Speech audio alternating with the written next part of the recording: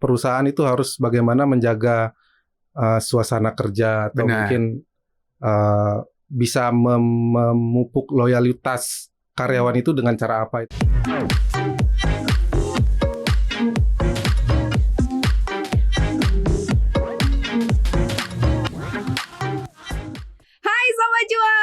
Selamat datang di podcast Jawab Cuan. Apa kabar Sobat Cuan? Hari ini spesial banget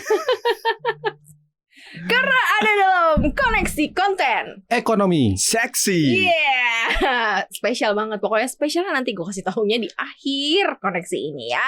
Seperti biasa ada Maria Katarina, ada Beli Putu di sini. Halo. Yang selalu setia bersama dengan Sobat Cuan, dan ada Muhammad Gibran. What the hell, dia di sini loh. Iya, ini kayaknya bukan first time sih, tapi mungkin second or third gitu. Karena udah sering sebenarnya koneksi. Sering banget, cuman nggak tahu entah ada apa ya. Karena kita mau bahas tema soal resign berjamaah. Aduh. Oke. Ini adalah tema yang menarik sekali ya Sobat Cuan ya. Ini serius. Iya. Gue mau bahas soal masalah resign berjamaah, dan ini udah kong kali kong sama Beli Putu ya.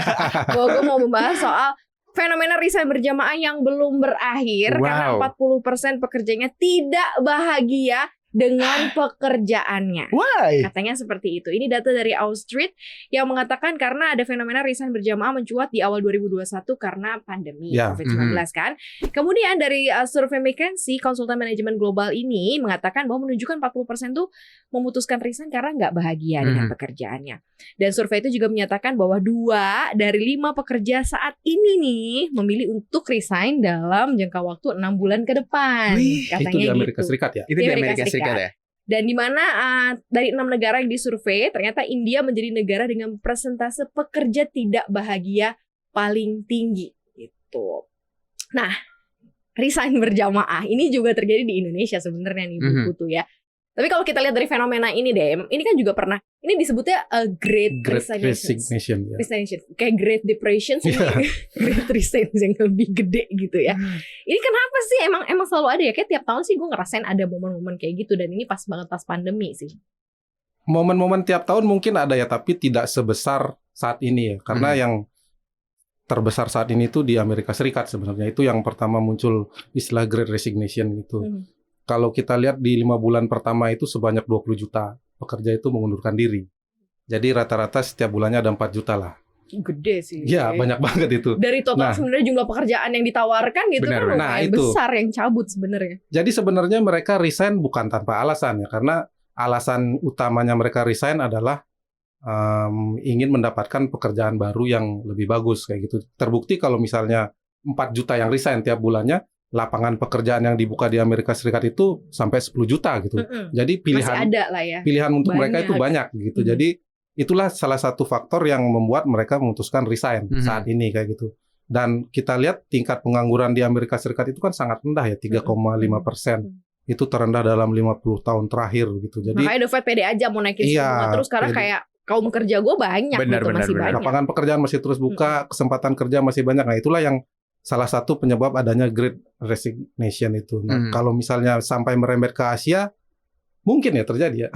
Yang penting lapangan pekerjaannya ada. Karena kalau kita compare sebenarnya Beli Putu 4 juta yang resign, terus juga 10 juta lapangan pekerjaan yang tersedia, berarti artinya satu orang itu bisa punya 2-3 choice sebenarnya ketika mereka resign. Tapi ini tuh fenomena ini sebenarnya kalau kita lihat tiap tahun tuh sebenarnya Maria bukan cuma ketika terjadi Great Resignation ini, tapi ada siklusnya gitu kan. Jadi ini nih gue pernah lihat nih ya Maria di TikTok gitu ya. Aku pernah lihat gitu ya di TikTok. Jadi kayak bulan Januari sampai Maret itu waktunya HR ngapain, terus April sampai apa HR ngapain.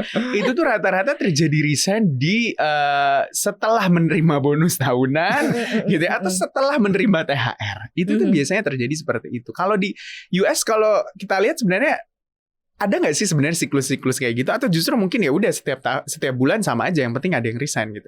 Kalau kalau misalnya mengambil tadi Gibran ada momen-momennya, tapi memang hampir rata-rata sih yang disurvei dari McKinsey ya, mereka tuh mutusin resign karena memang mereka nggak tahu jenjang karirnya mereka nextnya seperti apa. Dan faktor yang kedua sebenarnya barulah ke salary. Jadi nggak melulu salary ternyata faktor utama untuk cabut, tapi kayak kayaknya gue nggak ada jenjang karir deh di sini, karir gue mentok. Nggak ada gitu. masa depan. Nggak ada masa depan. Benar, Gitu. Ya tapi itu mungkin di Amerika Serikat ya, karena mungkin sangat memerlukan jenjang karir kayak gitu di sana. Tapi kalau kita lihat di Indonesia itu ada survei dari ASEAN ya, bukan Indonesia aja, ASEAN. Robert Walters itu perusahaan konsultan rekrutmen dari Inggris yang melihat fenomena Great Resignation ini di Amerika Serikat, kemudian melakukan survei di Indonesia itu dari 1.100 perusahaan dengan 2.600 sampel kayak gitu, sebanyak sekitar 59% itu di ASEAN orang-orangnya tidak nyaman kalau resign tanpa adanya pekerjaan baru. Jadi nunggu cabut tapi ada, harus cari dulu kerjaan baru cabut. Gitu. Di Indonesia sendiri itu persentasenya sebesar 62%. Kemudian kalau dilihat surveinya itu juga menunjukkan kenapa sih alasannya mau resign, 39% itu adalah salary, gaji. Jadi itu yang paling tinggi. Kemudian adanya yang kedua itu sekitar 25% ada perubahan job desk. Kemudian yang ketiga itu baru promosi kayak gitu. Jadi mungkin ada sedikit perbedaan antara di Amerika Serikat dengan di sini ya. Betul. Di sini masih mengutamakan salary ya. Wajarlah di sana negara maju pasti gajinya cukup tinggi kayak gitu dibandingin kita negara berkembang. Jadi mungkin buat mereka gaji bukan hal yang utama kayak gitu. Mungkin promosi dan jabatan atau yang lebih bagus bagi mereka. Tapi kalau kita di Indonesia sendiri saya rasa salary itu masih yang nomor satu. Berarti jadi dari angka paling besar tadi berapa persen Mas yang memutuskan untuk cabut karena salary? 39%. Berarti rata-rata gajinya naik dong ya? Harusnya. Oke, rata-rata gajinya naik. Tapi ini ada juga fenomena ketika yang gue lihat juga nih ya Beli Putu. Ketika startup itu mulai muncul, itu kan mereka tuh menawarkan gaji yang sangat-sangat tinggi gitu kan. Otomatis dengan angka tingkat produktivitas orang-orang di Indonesia juga tuh sekarang tuh lagi tinggi-tingginya kan. Bahkan di 2045 itu kita generasi emas lah ceritanya karena tingkat produktivitasnya sangat besar gitu. Atau angkatan kerjanya. Nah, melihat fenomena startup yang bisa ngasih gaji gede-gede banget nih, otomatis tuh membuat para pekerja apalagi milenial dan juga Gen Z sekarang tuh yang udah masuk ke dunia kerja otomatis tidak akan bertahan lama di satu pekerjaan. Bahkan rata-rata mungkin hanya 6 sampai 1 tahun resign lagi dengan alasan apapun itu, termasuk di antara ada mental health dan segala macam. Ya, begitu ya. Ya. Karena memang sekarang pertaruhannya gini, waktu itu kan kita pernah bahas juga nih, ada orang mau cabut karena gajinya gede, tapi mereka tahu resikonya juga besar, mungkin resiko layoff dan lain-lain, tapi itu masih tetap dipilih gitu, karena step karirnya dan step level gajinya lebih up gitu. Jadi anak-anak sekarang kayaknya lebih nggak takut ngambil resiko gitu maksudnya Mas. Iya, kayaknya itu udah rahasia umum ya kalau anak-anak generasi milenial dan setelahnya itu sering loncat-loncat kayak gitu karena mungkin perbedaan culture ya budaya dari kita sebelum generasi milenial itu mungkin mencari pekerjaan itu agak susah. Benar-benar. Jadi kita kalau sudah dapat pekerjaan itu biasanya pengen bertahan lah, kecuali memang ada yang lebih bagus kayak gitu kan. Tapi kalau masuk generasi sekarang, generasi milenial itu karena ada digitalisasi, kemudian banyak startup, jadi apalagi tadi menawarkan gaji gede kayak gitu, sepertinya mindset mereka itu udah berbeda dengan generasi sebelumnya. Jadi mereka melihat kalau misalnya memang punya kemampuan ya, khususnya di bidang IT kayak gitu, kalaupun masuk ke sini nanti di layoff, di tempat lain pasti masih bisa kayak gitu dan mungkin dengan gaji yang lebih bagus. Tapi bagi perusahaan kalau lagi Great Resignation segini menguntungkan nggak sih buat perusahaan? Perusahaan mengambil malah ya udah gue jadi bisa refresh, nyari yang lebih murah gajinya atau kayak gimana sih kalau buat perusahaan ketika lagi datang fenomena orang pada cabut rame-rame gitu? Kalau misalnya terjadi resesi bukan resign berjamaah ya atau itu sangat merugikan sebenarnya di suatu perusahaan karena mereka untuk merekrut tenaga kerja baru mungkin yang lebih murah, tapi kinerjanya kita tidak tahu. Kinerjanya mungkin ya rekrut murah pasti fresh graduate lah kayak di sini kan. Jadi itu bisa menyebabkan kemunduran bagi perusahaan kalau misalnya resesinya terjadi berjamaah ya kayak gitu.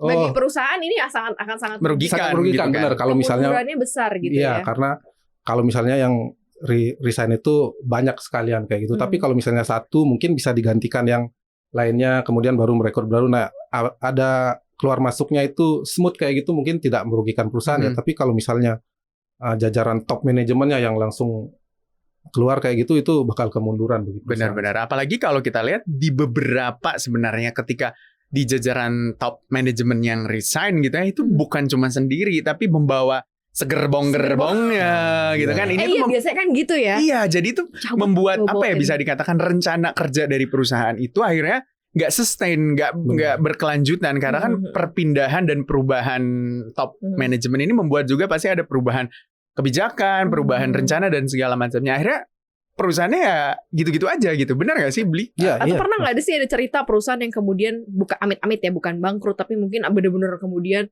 drop gitu gara-gara karyawan-karyawannya resign-nya banyak gitu? Kayaknya belum pernah ada. Belum pernah ada ya sebenarnya. Tapi karena kalau misalnya terjadi kayak resign berjamaah itu, perusahaan pasti berusaha mempertahankan. Benar. Mereka tidak akan mempertahankan apa? Karyawan yang mau resign. Karyawannya mau resign. Ya, ini tuh pernah terjadi di mereka. Saya pernah dengar gitu kan. Dan kenapa tidak mungkin? Iya benar. Pernah dengar dan pernah baca. Kak, ini mungkin ya udahlah ya. Ini ada di satu industri keuangan gitu kan. Jajaran C-levelnya, top levelnya tuh resign dan itu berjamaah untuk membentuk sebuah perusahaan baru. Tandingan. Iya, tandingan.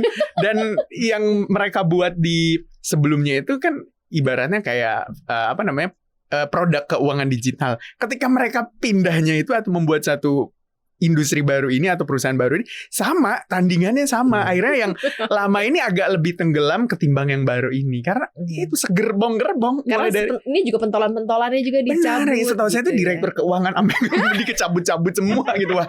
Buset gitu kan. Jadi emang itu tuh yang sebenarnya harus diantisipasi oleh perusahaan juga ya Mas. Kalau jajaran top levelnya yang resign membawa orang banyak gitu. Karena kalau mungkin jajaran karyawan yang maksudnya biasa gitu, sampai level menengah lah ya, resign 1-2 orang, it's okay gitu. Tapi kalau udah yang atasnya dan pindah sekaligus banyak tuh itu yang harus diantisipasi. Ya, makanya kan perusahaan itu harus bagaimana menjaga suasana kerja atau mungkin bisa memupuk loyalitas karyawan itu dengan cara apa, itu kan fungsinya ada di HRD nanti. Mungkin bagaimana suasana kerja yang bagus, kemudian gaji mungkin ya.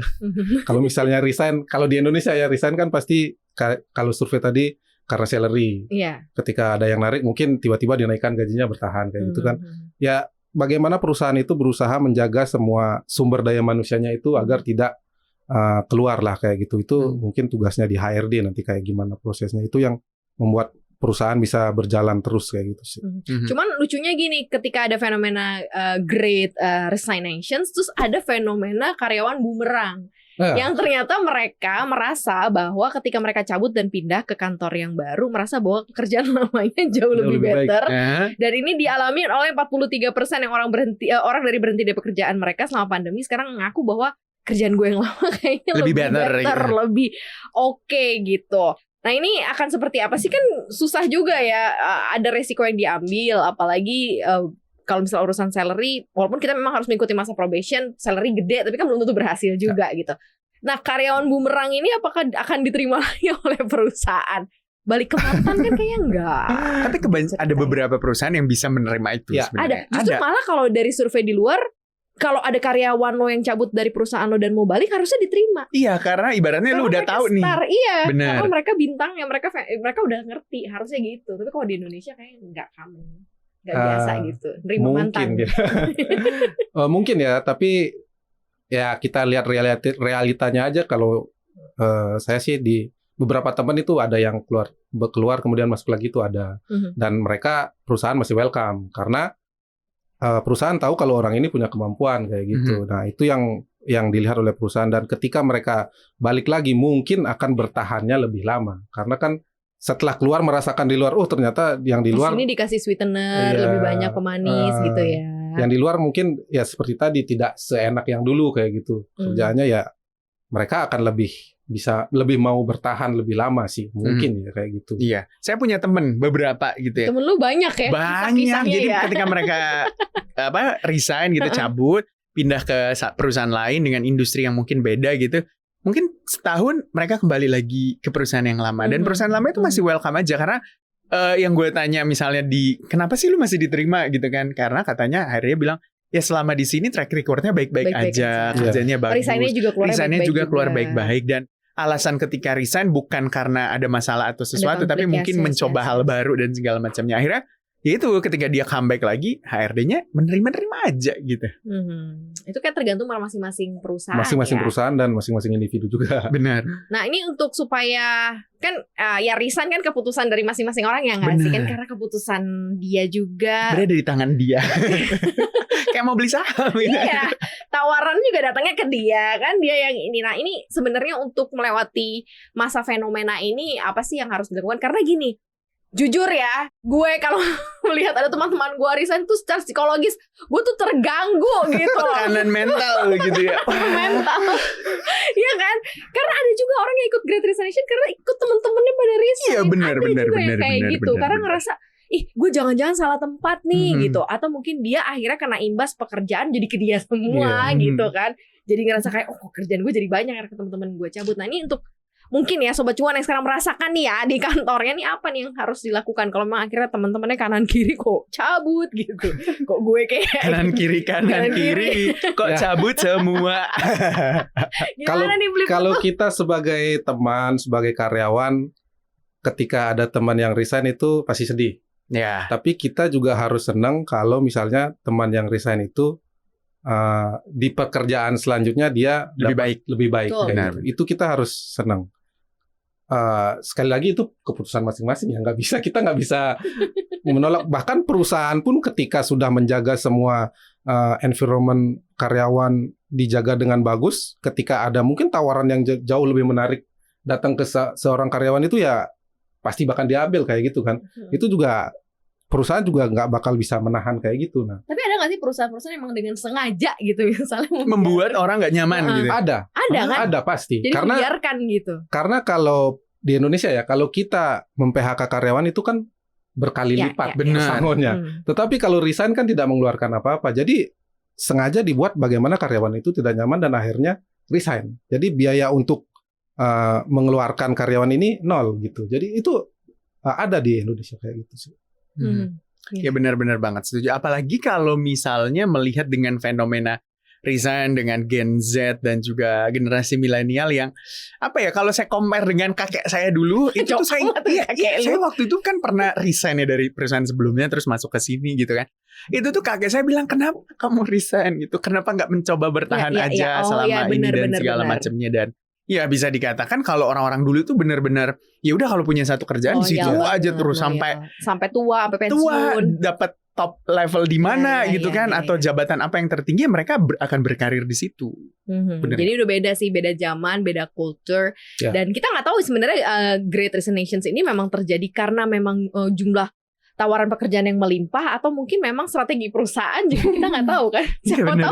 Siapa tahu emang itu strategi perusahaan sebenarnya untuk bisa mengisi lagi dengan orang-orang baru gitu, tanpa dengan budget yang mungkin jauh lebih bisa di-price ya, kita nggak tahu gitu. Tapi ya buat Sobat Cuan semua yang sedang punya pekerjaan atau akan ada pekerjaan baru seperti aduh sampai batuk nih gitu kan. Gue tuh selalu gak suka di koneksi tuh selalu begini, beli putu berapa orang kita. Kalau dua kali ya gitu ya. Yang terakhir saya Bang Mas ya. Yoli. Iya. Datang ke sini resign. Oke, cuan ya gitu. Kayaknya 3 kali. Iya, satunya Mas Argun. Mas Argun. Iya.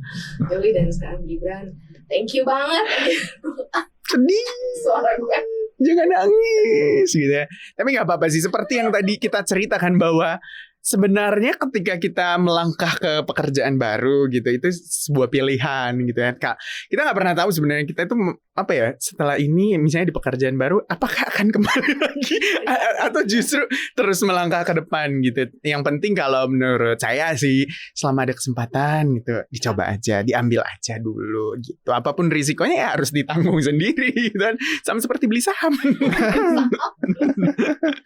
Ini last day-nya Muhammad Gibran di Cuap-Cuap Cuan, Sobat Cuan. Sobat Cuan pasti juga udah sering denger lah ya Gibran di Cuap-Cuap Cuan, banyak banget yang dibawakan dan seru banget gitu. Yang jelas kita akan selalu keep in touch ya. Selalu, siapa tahu saya jadi narasumber di Cuap-Cuap Cuan kan.